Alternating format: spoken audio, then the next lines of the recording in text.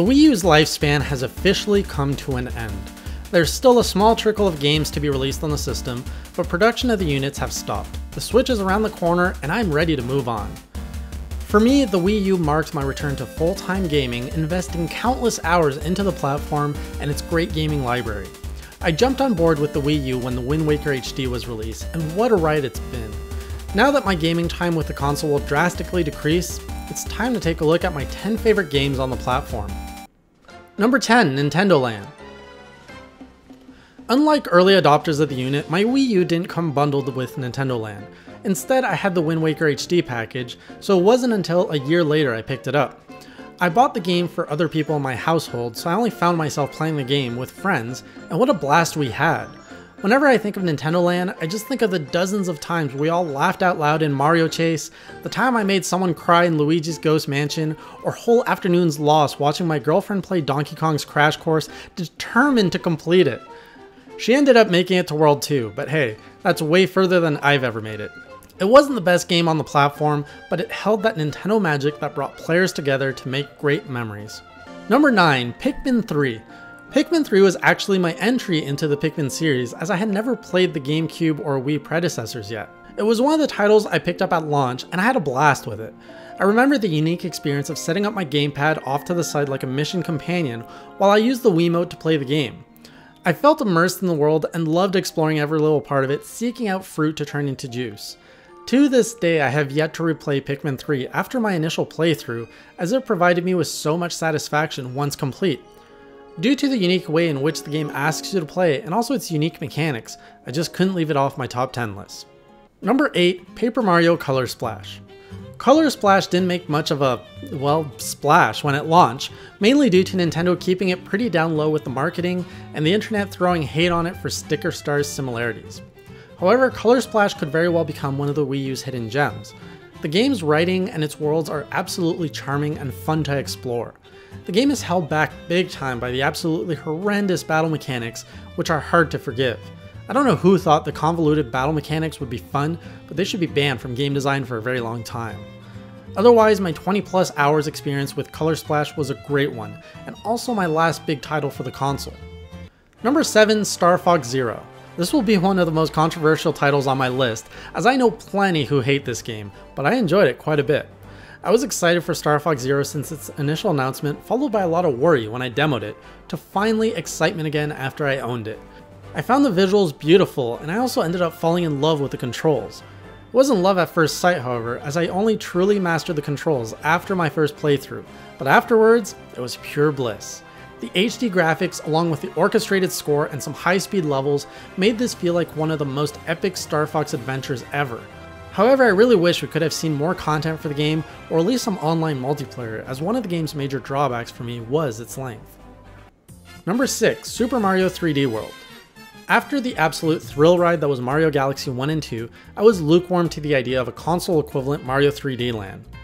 Luckily, Super Mario 3D World was way better than Mario 3D Land and also offered some great gaming nights with my family thanks to its hectic multiplayer mode. I love that I was able to enjoy the game fully both by myself or with a family member without feeling like I was sacrificing anything. Plus, if my family members couldn't keep up in harder levels, I'd simply pick them up above my head and do the platforming, which led to a lot of laughter whether I made it or died with them in my arms. To this day, I have yet to complete the Crown World due to its difficulty and my lack of will to commit and grind through the challenge. That's a testament of its level of challenge, as I've conquered most prior Mario games. Number 5, Rayman Legends. Another game I picked up alongside my Wii U unit, Rayman Legends was one of my favorite 2D platformers ever until number 4 on my list was released. I got into the Rayman series with Rayman Origins on the 3DS, so I already had an idea of what I was getting into, but Legends surpassed even my expectations. Here was a beautifully HD rendered world with bright and colorful characters with great platforming mechanics. Running, jumping, bouncing, and hovering around with Rayman or his friends felt absolutely fantastic. More so even on the challenging musical stages. I got everything I wanted out of Rayman Legends, including a fun co-op game, a challenging platformer, and tons of things to collect. Number 4, Yoshi's Woolly World.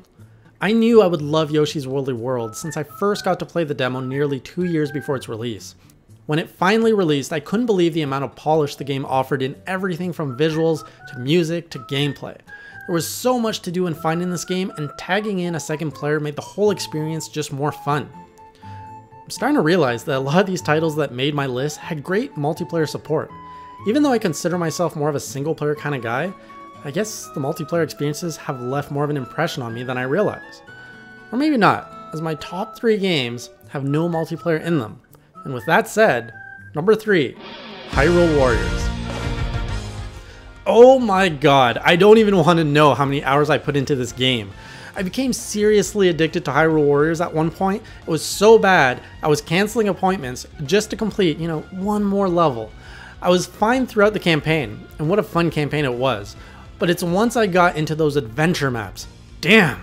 Even with all the time I sunk into the game, I still have 5 or so legendary weapons to unlock on the main map. Then I have 4 more adventure maps to unlock, plus all the gold Skelata pieces. Ugh! There's just so much damn content in this game. And still, I love it so much. It's mindless hack and slash grinding that just ends up feeling so rewarding. Number 2, Legend of Zelda Wind Waker HD.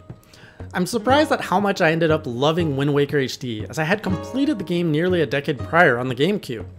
But there was something very different about playing it this time where I was in my life. On GameCube, I was living at a friend's house and had borrowed the game and a GameCube and rushed through it over a summer. It was almost more of a chore then, whereas now I was diving into it with a more patient approach. I was savoring it this time. And what a game worth savoring. Sailing across the sea in HD made quite a difference, and this time I was genuinely trying to find everything with no help of a walkthrough. And I did end up finding everything in the game. It's one of my earliest memories with the system and one of my best. I'm really hoping that I'll get to have a similar, if not better, experience in a few weeks once I jump into Breath of the Wild. Finally, number 1, Assassin's Creed Black Flag. I might have some bias here, as prior to playing Assassin's Creed Black Flag, I hadn't really played that many open world games. I wasn't bored yet with the Assassin's Creed formula yet, as I hadn't played any. So Black Flag really threw a lot of new experiences at me all at once, including the open world game genre, which I've come to love. While the story didn't do much for me, it was really about sailing around on my ship, collecting all the shinies, and working towards my next upgrade that kept me going. I'd often sit down for a play session, open the map, pick an island, and declare that by the end of my play session, that island would be picked clean of all collectibles. The game fed right into my OCD of needing to collect everything by rewarding me just enough to encourage me to keep going. Also, pirating. Fighting and looting ships in Black Flag is just so much fun. And that's it for my 10 favorite games on the Wii U. What were yours and why? Do you still have a lot of games you're looking to pick up for the system, or are you ready to move on from the now dead console? Let me know in the comments below, and for more top 10 videos and more, hit that subscribe button.